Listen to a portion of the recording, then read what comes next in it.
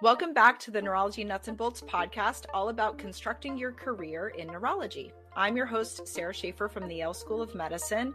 We are going to pick up right where we left off on academic contract negotiation.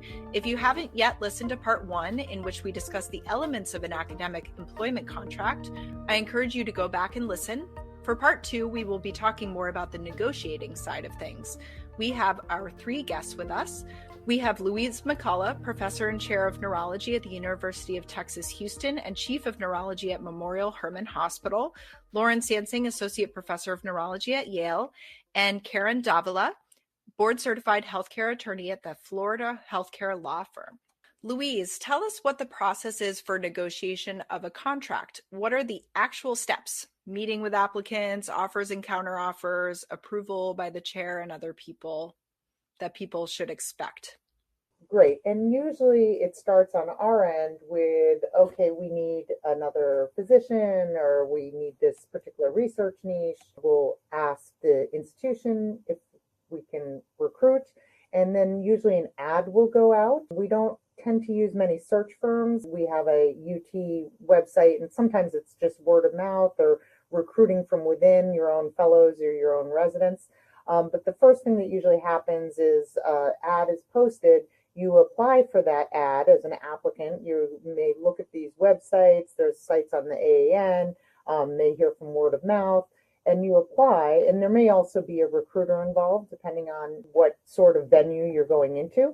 And then you apply for the job. You meet usually with the either division chief. You usually meet with the chair. Things have been a little bit different in the era of COVID, where we're doing a lot more interviewing online because of travel restrictions and surges. So we have people that are getting hired. We're actually just hired one that we have not actually seen in person, which is very, very different kind of model. So usually you meet with the applicants. Traditionally, when people are looking and they're really interested in the job and they're interested in you, then you have a site visit where you meet other faculty, and that's also a very good fact-finding kind of time for an applicant to, ask, well, how is the culture here? How have you done here? What are some of the positives? What are some of the drawbacks of this institution? That can be very helpful for an applicant. And then usually you will, if it's mutually amenable and you seem like a good fit for the institution and the institution is interested in you, then usually will come a offer letter. We will often get a pro forma offer letter in the request to recruit and then do a formal offer letter. Sometimes people will come back with counteroffers. Personally, that is difficult for like a state institution like UT, because once the contract has kind of gone through the dean, you have to kind of do everything all over again if you're going to negotiate. So my own practice and style is to be very transparent up front and say, this is what your job is going to be. This is, what your compensation is going to be. This is the amount of research or startup support. This is, my commitment for a research coordinator.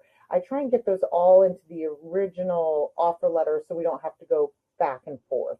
And then once they've seen it and approved it, they sign it, and then you join us as faculty. Sounds easy. The negotiation should kind of be done before the formal offer letter comes out. That's where you meet with the chair or the person hiring you and say, I really need a 50% research coordinator for the first 3 years. And that goes into your offer letter.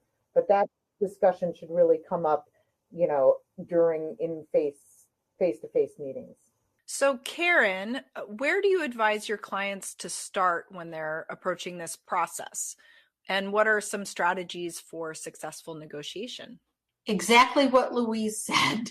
When you're meeting, that's when you should be negotiating already. So negotiation starts during those first meetings. But to get there, you ought to think very carefully about what your needs are. So every candidate is different and has different priorities. And if you know, for example, that you need to stay in the area for some long period of time, consideration about whether the agreement will restrict you or not allow you to practice in the area is pretty significant. And so letting the chair that you're discussing it with know is pretty important. In terms of success, again, if you haven't started there, it is a bit of an uphill battle. So having said that, when you get the offer letter, it may feel like there is nothing you can negotiate, but there still is an opportunity to do it in many cases, particularly where it is a non-substantive point for the university, but maybe substantive for you. So the only other thing I would say is I would step back even further from a particular offer and think about what other offers there are out there for you at the moment. So do you have several opportunities that you're considering? Are you doing a side-by-side comparison of those and evaluating the relative merits of each based upon your priorities? So again, you put your priorities filter across that and determine which one is optimal for you.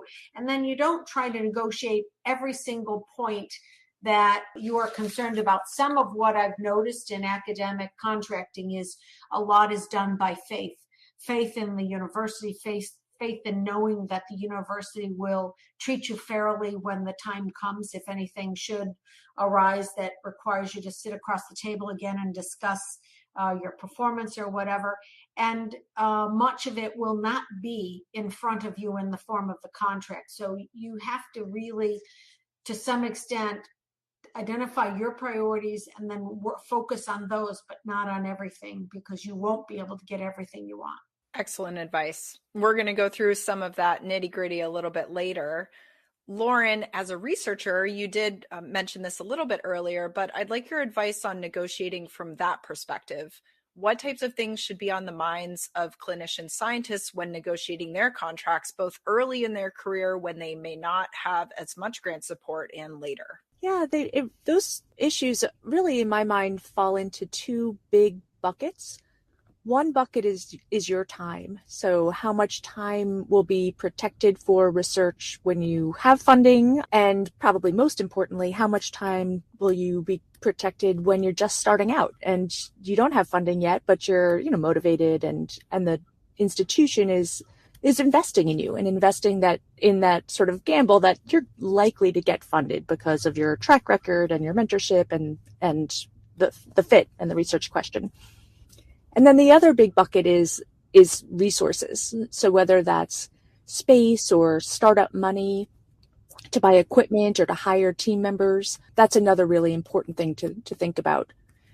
So in terms of time, there's some standards for what's kind of expected. If you're expected to go for a career development award that's going to require 75% of your time once you get it, it's unlikely that you'll be successful if you start out with, only a small amount of your time being protected. You really need at least half your time or more dedicated to research. Otherwise, you're going to get off track. You're not going to be as productive as you're going to need to be successful. And then in terms of negotiating money, space and hard money to hire people or buy equipment, the amounts are really variable across institutions. And so it's hard to compare like a dollar amount from one place to a dollar amount in the other when you have to really think about, well, what's already existing. So if your research relies a lot on particular equipment and you go to a place where that equipment is available in a core facility, so you don't have to buy any of it, you don't have to pay their service contracts, and you can use it, then that's going to have a big impact on how much money you're going to need to get started, compared to if you're going to a place where you actually have to buy expensive equipment and take on the service contracts and hire people to run it. So I think it's really important to think about what your research team and your research program needs, what's available at the institution versus what you're going to have to buy, and then set up and really put together your spreadsheets for each place that you're considering and figure out how much money you would need to really be successful. But you have to put in that legwork to understand what each dollar amount, how far those dollars will really take you in each institution. That's excellent advice. Thank you. Karen, you mentioned some of the little things that might be important to somebody, such as office space or moving expenses, but that might not be as spelled out in a contract, or might be something that you feel is a little bit too small scale to worry about or prioritize in the negotiation. Do you have any experience with the negotiation of these types of things that you want to share? And how would you advise our listeners about whether to prioritize these types of small scale things? Yes, I have experience negotiating on behalf of candidates things as small as, where they're going to be located. And office space and scribes are a common part of that conversation. The bigger things that you mentioned in this kind of the extras are moving expenses and bonuses. Typically, moving expenses are going to be covered by university policy. And so it's difficult to get an allocation toward moving expenses unless it's already set forth in some standard policy, and typically it would be capped. Bonuses, sign-on bonuses, again, I haven't seen one recently in the context of academic contracting. To the extent any of these things are important or critical to you, and I'll give an example. If you have physical mobility issues, knowing where your office space is going to be and having an allocation of office space in the area where you will spend much of your time is probably going to be more important to you than somebody else. So it really nothing is too small scale, provided you don't overwhelm the university with 100 demands, because most universities are going to think that's indicative of a person who may be difficult to manage or have too many demands. And how do you advise your clients about non-compete clauses? I've heard some whispers about whether they are actually truly binding. What's your take on them?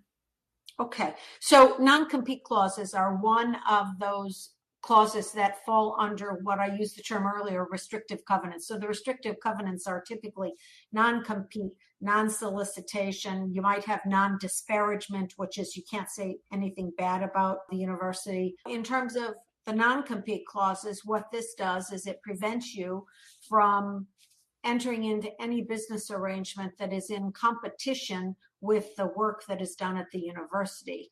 And in most states, they are enforceable, but this is a state law specific thing. In Florida, for example, there are some rebuttable presumptions, which means the courts will give deference to and will respect these and allow enforcement of restrictive covenants, provided they are not overly broad and don't prevent the person from practicing their trade. So in the case of medicine, typically there is a durational component and a geographic component. Durational component is a restrictive covenant or you can't compete for a period of 2 years after termination. That is typically enforceable in Florida. And then the question is, what's the geographic limitation? So if you're in South Florida where everything's condensed and there are lots of hospitals, you can't try to restrict the individual from practicing medicine for a full 25-mile radius. Typically that would be difficult to enforce, but in other settings it may be enforceable. And where have you seen contracts go wrong for applicants? Have you seen physicians being taken advantage of because of things that were not found in their contract? You did talk about trust with the academic medical center and things that are unsaid or things that may have been conveyed verbally but not in writing. Most often, I think where these go wrong is when you say things weren't found in their contract. That kind of makes me laugh because I thought you meant originally that the applicant didn't read and see that in the contract, but I think what you meant is that they weren't included in the contract. In any event, the worst thing that an applicant can do is not read the contract. And I would tell you, if you're not familiar with contracts, you really ought to have an attorney look at the contract with you and make sure you understand every clause in it. Things that are particularly challenging are going to be like the productivity model for somebody who's heavily clinical. That is a particular challenge even for very sophisticated folks who understand how the model works, understanding the MGMA RVUs and how much is paid per RVU and the percentiles. All of that's very complicated. And so if you are on an RVU model, make sure you understand that. Make sure you understand if they're going to take back money or withhold money if you don't hit your RVU threshold, and how much you're going to make for every RVU or productivity unit that you bill in excess of your threshold. That's going to be important to know. Other than that, the restrictive covenants, and again, non-competes, those are very challenging. If you have said at the front end, oh, that'll never happen, I'm not worried about that. Because the reality is you have to anticipate the unanticipated.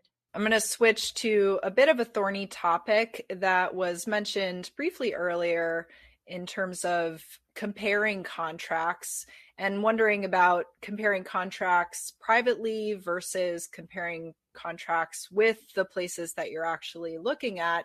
Louise, could you tell us from a chair's point of view how you feel about applicants using multiple offers against each other? I've heard, junior faculty who wanted to negotiate from the strongest possible position, but also there's the argument that you don't want to burn bridges by saying, well, this other place has given me this offer. What do you have to say about that? What are your thoughts on all of this? I think it goes back to that trust, and do you want to be at the place you're looking at? If you trust the administration, whether it's the chair or the dean, then nobody wants to recruit somebody who's going to leave in 2 years. It makes no sense for anyone. So I always think it's better to go in with full transparency.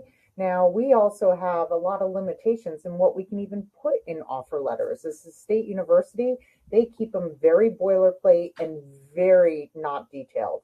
And that can be a concern for people if they don't know me, that I will say, yes, I will give you a 50% research coordinator for 3 years. They don't even put a lot of that into the contract. So what I'll usually do is follow up with an email. As we discussed, this is my confirmation, blah, blah, blah. Just because the state often doesn't like those sort of details in the offer letter. It's something very unique to the University of Texas, and also something very unique to us is we don't have non-compete clauses. I think they've made the decision that if somebody wants to leave, then it's probably best that they leave. And that can get a little bit into issues about using contracts against each other. We're here in Houston at the Texas Medical Center, which is the largest medical institution in the entire world. So there's 54 institutions. So all you have to do is change your parking spot and you can get a new employer. So it is a very competitive market, but I think to avoid some of those kind of bartering situations, they have made it so people do not sign non-competes here. I think if you're getting the things you need, then negotiating for more is great, but you have to understand there's a point where you put in, oh, do I get a scribe? Do I get a resident every day? Do I get every, weekend off? Do I ever have to take call? Sometimes these do kind of get a bit of a red flag. And it's interesting, negotiation has changed a lot, even in the past 6 years since I've been chair, where people seem to have gotten the message that they can pretty much ask for anything. And I think that can work against you because there's probably other candidates. And if you come across as very demanding in this process, then it might turn them off by saying, oh boy, this person's really high maintenance, So, but you do have to have trust. And if you don't have that trust, then you shouldn't be going to that job anyway. So you touched on this a little bit. What level of flexibility do you even have with regards to negotiation? What aspects of the contract are versus are not negotiable at an academic medical center where, as you said, a huge portion of the contract might actually just be a boilerplate from the institution? Exactly. So you do have flexibility, but I always tell the faculty that, have been here for a while, or faculty that need something or a new hire, just tell me what you need to be successful. I want you to be successful, right? Because that makes the department successful. So if there's barriers to your success that, oh, I'm spending too much time in clinic, I need help making templates for Epic, oh, I need a scribe, I will usually, say, absolutely. If this makes you more efficient, then I'm all for it. And especially you want to get either the protected time or the clinical support or the equipment, as Lauren mentioned. You need to have that to be successful. So those are important things to ask for. If it's going to make you more efficient and more successful, then most chairs will say absolutely yes. And Karen, jumping off of that boilerplate question, in an academic contract world where a lot of the contracts are rather boilerplate, what do you see your role in helping with academic contract negotiation for your clients? I see my role as a client educator, quite frankly. More than anything, I review the agreement with the clients, make sure they understand what it says. If they have questions about it, then we make notes of those things.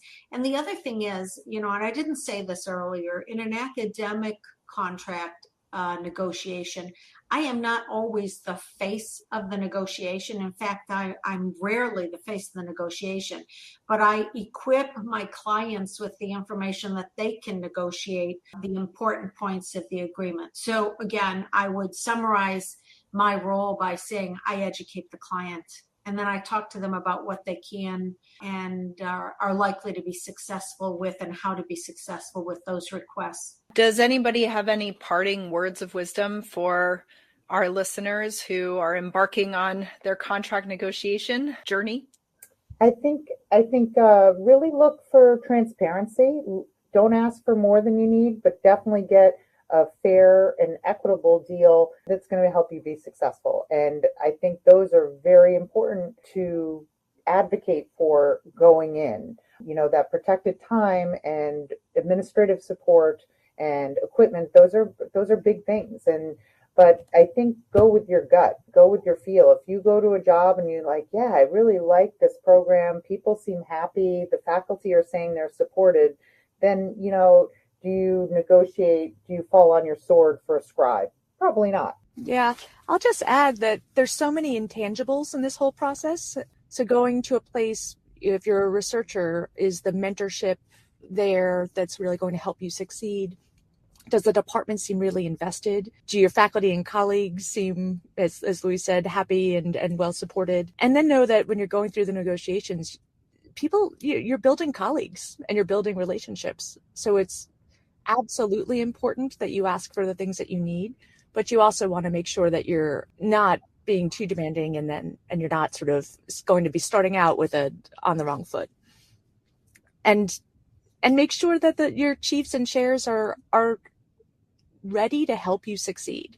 So some of that in the negotiations could be like, can you introduce me to other potential mentors? Or can I talk to someone at the CTSA to sort of understand what the clinical research coordinator support may be? And if they're willing to work with you and help make those introductions, that's a great sign. And that doesn't cost them anything but time. But if people are willing to put in their time, that's really important for your early success.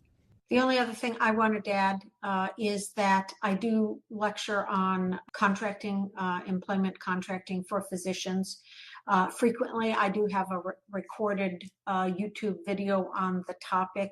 You're welcome to look that up and see if that is helpful to you on the more mechanical side of it. But I would echo the sentiments of Louise and Lauren that a lot of this is building relationships from the moment you make that first impression or meet with folks to the time you sign the contract. All of that, you're being evaluated for what kind of a member of the faculty you'll be, and you should be evaluating those on the other side for how you feel about whether you're building a good relationship that you can rely on for the foreseeable future. Thank you so much to everybody. I learned so much in the last few minutes here with you, and I'm sure that this will be invaluable to many of our listeners. This podcast is not recorded as an official podcast of any institution or organization. The podcast is unfunded. Opinions are those of the individual participants. Music by Audrey Nath. Artwork by Shivani Ghoshal. Want more content like this? Be sure to subscribe to the Neurology Nuts and Bolts podcast on all available platforms to hear more about constructing your career in neurology. Follow us on Twitter at NeuroBolts and on Facebook to stay up to date on new content and give us feedback on what you want to hear, and tell your friends. Thanks for joining us.